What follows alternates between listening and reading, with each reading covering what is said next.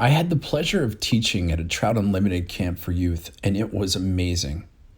When I was preparing and thinking about how to teach 15 students who had never tied streamers before, I decided to teach 5 flies that would get progressively more complicated, introducing new materials and techniques so the students would learn, have fun, and at the end have some kick-ass flies. Well, I was blown away at how well everyone did, and so I decided to share so anyone can learn how to tie streamers. So without further ado, let's get tying.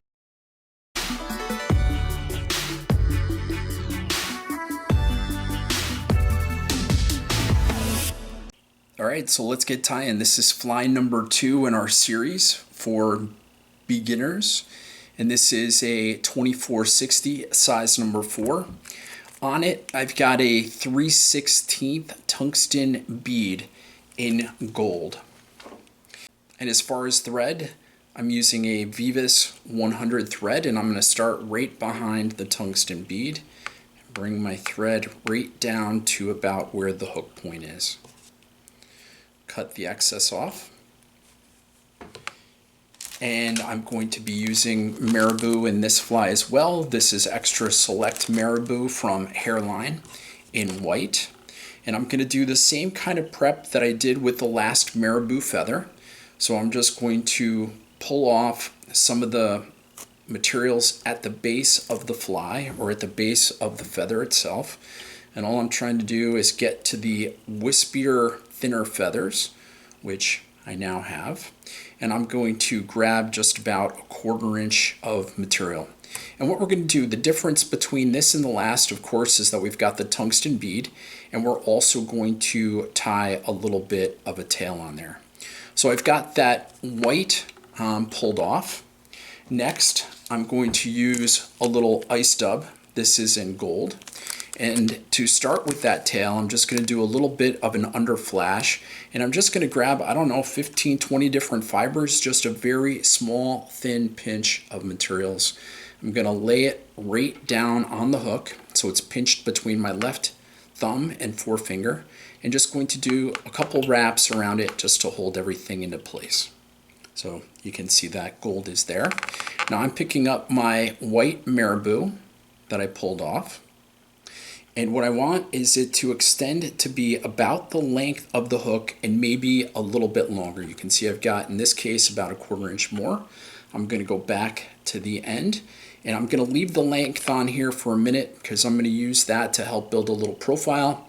And what I've done, or a little taper, I just did 2 loose wraps. I'm going to come down, tighten things, and now that I've put a couple other wraps on there, 2 or 3, I'm going to clip the material.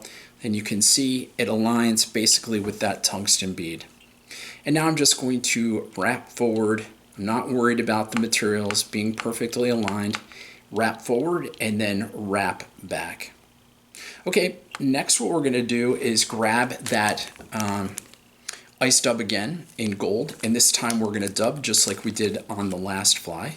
So I'm just going to grab a small amount between my thumb and my forefinger. I'm going to spin it onto the thread all in the same direction. I'm going to do the exact same thing. Ooh, looks like I got a little too much, so I'll just hold that in my other hand.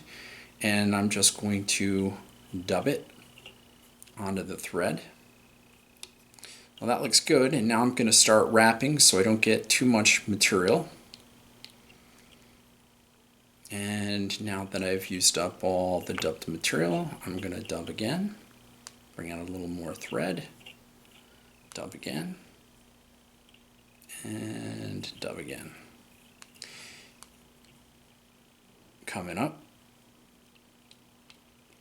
just wrapping side by side. In this last part, I'm going to do the exact same thing, just pinching off a little bit more of that ice dub in gold between my thumb and my forefinger. Wrap forward, right towards that gold bead, and it looks like I need just one more pinch. And if you get a little bit of that Marabou in there, who cares? Because what we're going to do next is we're basically going to grab our Velcro and Velcro everything out. And what I'm trying to do, there's going to be some loose fibers and those will get pulled out, which is pretty cool. It just makes the fly have a little bit more flash in the water. And I can pull that piece of marabou out now.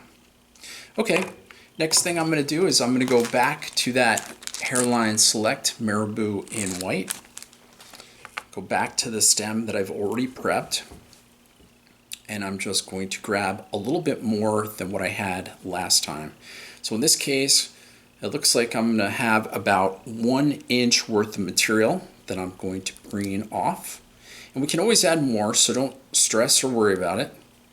Pinch it, and I would like the wing basically to go just about to the tips of the bend in the hook there. So I'm going to line it up, and I'm definitely going to need some more material. So I'm going to come right over top. I'm going to do a nice loose wrap. There's 1, 2.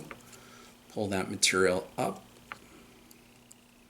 And I'm going to trim it now, being careful, recognizing that I don't have any pressure on the front. So if I was to pull, it would come apart. And now I'm going to grab some more materials. I'm going to grab another inch. I've pulled them out 90 degrees, pulled it backwards down the stem, reverse pulled it down the stem, and just going to lay the materials right on top. And I'm going to wrap again. There's 1, 2. Make sure they're on top of the hook. Pull down, wrap in front twice, and I'm going to look again. Now the wing we always want to be a little bit heavier than the tail itself. I'm just looking, and I'm going to pull some more material off of my feather. I come back up onto that stem, pull off another 1/2 inch, bring those materials back, and that's going to be the right amount. Again, 2 loose wraps, kind of let it hang, pull tight, come in front of it, 1, 2, and then all we got to do is trim that off. All right, that looks great. And because this is a standalone fly, and I really want that collar up front to look nice, I'm going to grab that ice dub in gold. I'm going to pinch off a small amount of material. We're going to do the same thing. We're going to dub it. Looks nice. And now I'm going to go directly behind that tungsten bead, wrap the materials. It's in place, looks good. Now I'm just going to take care of it all by gluing it. So I'm just going to glue about 1 inch or so of that Bevis 100. And now just come right around in front. And that stuff's not going anywhere. I'm just going to pop it off with the razor blade. All right, that's it.